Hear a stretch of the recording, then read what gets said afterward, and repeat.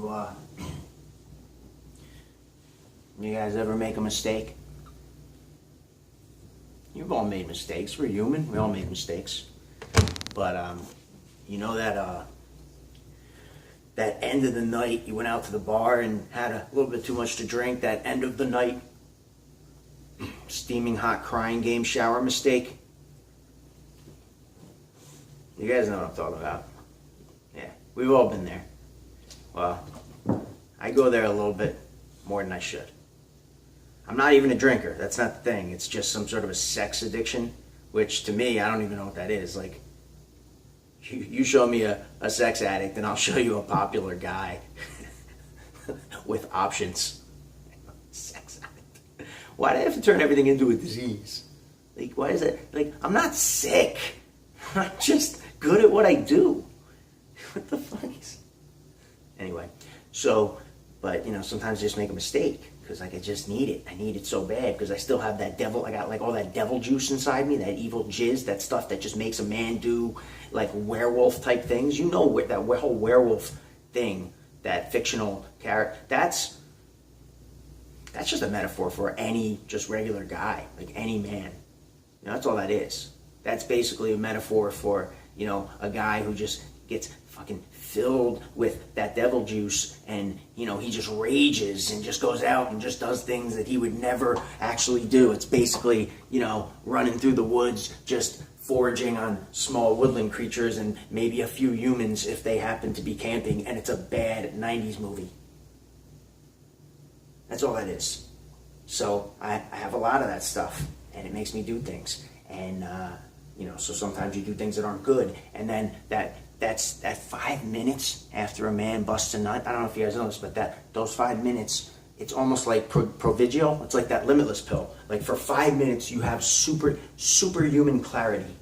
Like physically, you're dead. Like physically, you need you just want to take a nap, maybe grab a sandwich before you pass out, and that's it. But mentally, for like that first minute, the first 60 seconds is just something otherworldly.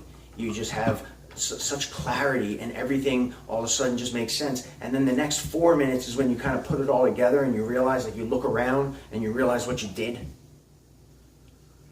and then you have to deal with it. So you try and get you get the girl out of your apartment and you run to the bathroom, and then you think like you're on the stairs up to the bathroom and you're like, no, wait, and you run back downstairs and you go to the hot water heater and you change the setting from whatever, like 96 to just whatever it goes to, like 108, where now you run the risk of maybe an ambulance being involved in the rest of your evening, but you don't care because it's desperate times and you have to employ some desperate measures. So you run to the bathroom, you open up the cabinet and you're digging in there and you're like, all right, because it's going to be a long shower. You have to bring everything you need in there so that you have it.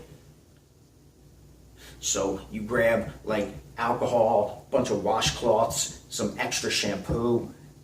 You see that fucking thing, that brush that your mom gave you for Christmas 7 years ago that you never used. You grab that from under the sink and put it in there, and then underneath that you see this rock. It looks just like a fossil. It's like that pumice stone that people use to get the extra skin off the bottom of their feet because they work for a living. Instead of going to their primary care physician to get the Obama antibiotics to make sure that everything's going to be okay. And then you're in the shower and you're just scrubbing away, and you're just like taking layers of skin off of your genitalia.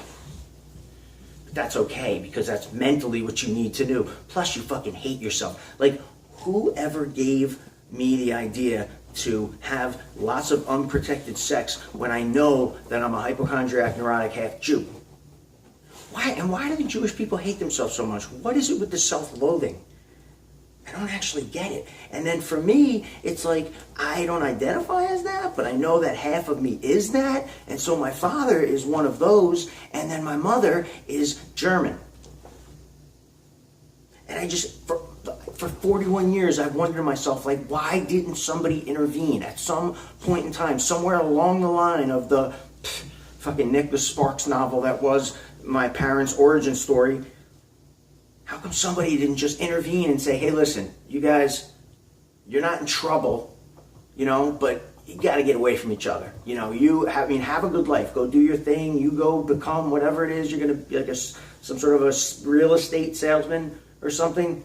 Maybe later in life you'll buy a franchise, like a sub shop. I don't know. Just go do it and just separate. Just don't do it together. That's not something that would be government sanctioned or recommended in any way. We cannot condone that. But that never happened. And then there's me. You know, and I just have these like competing forces inside me. Like part of me hates myself. The other part of me hates me even more.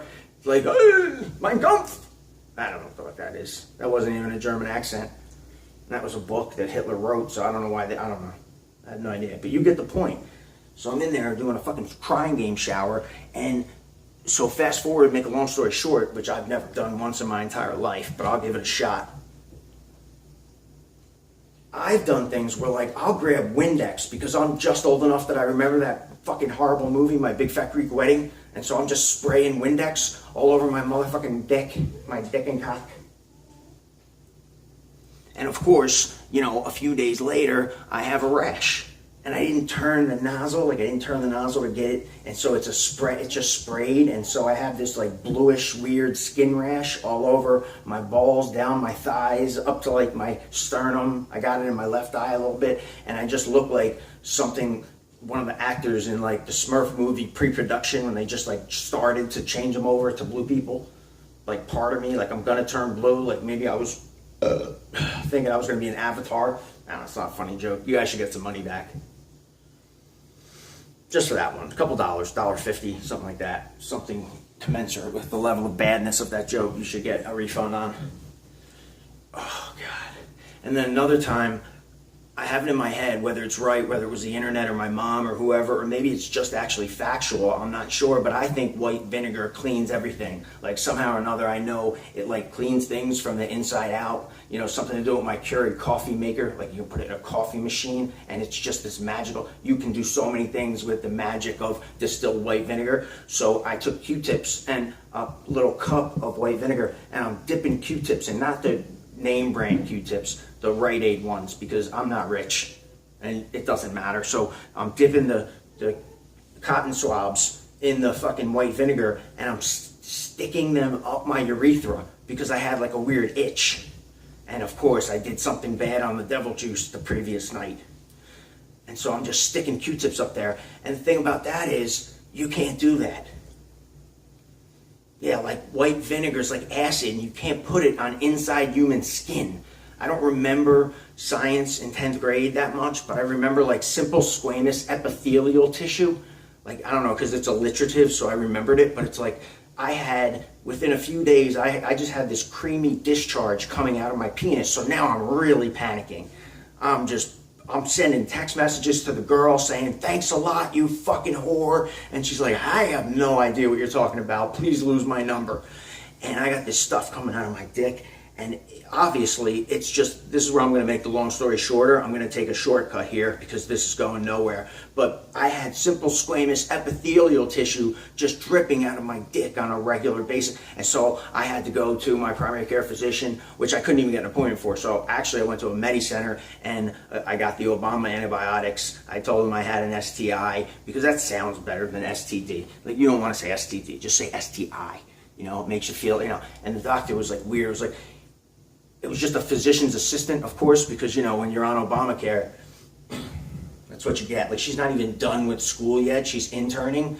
And so every time she goes to work, there's just one horrific event that gets seared into her gray matter. Like, she has to go home with and try and come to grips with that one thing she keeps seeing every day that is just, I don't know if I chose the right profession. Like, is it too late? Will I lose my credits? Like, she starts calling her professor, and like, you, for that particular day, you were the one that facilitated that event for her. Like, you just run in and you basically wait for her to come in the room and just pull down your pants like a neurotic maniac, and you're just, Doc. Oh. So you get the antibiotics, the doxycycline or the fucking Zipromax, and they give you an injection, and they take a urine sample and they do the whole test on you, and eventually you get like this letter in the mail that says all your tests came back normal, there's no need for any further testing. And that's what happens when you mess around with white vinegar and dirty girls without using a condom.